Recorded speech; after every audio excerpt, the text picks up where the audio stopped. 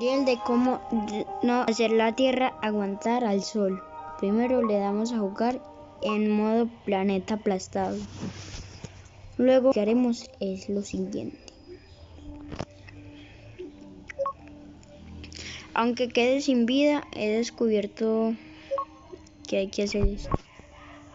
Pues que hay que eliminarlo, dañarlo, destruirlo con poderosas armas, como la luna, por ejemplo.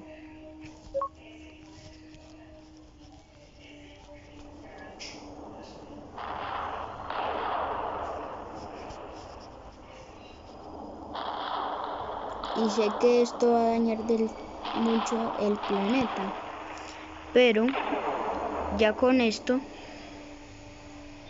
vemos que el planeta queda así. Después vamos a coger el rayo y apuntar hacia el Sol. Luego va a pasar esto.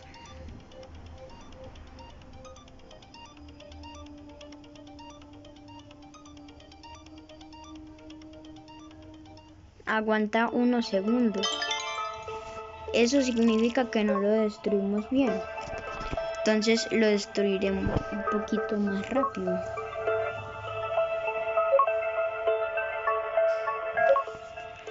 Así. 1, 2 y 3.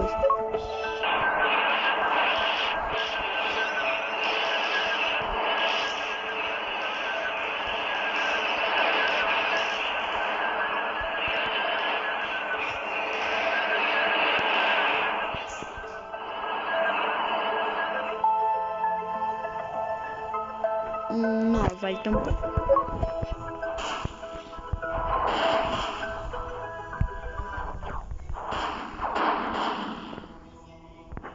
Ya con este pedazo de derritencia, solo hay que coger el láser y pum, lo aguanta. Lo aguantó. Ahora este es el nuevo Sol. Contemplen el nuevo Sol.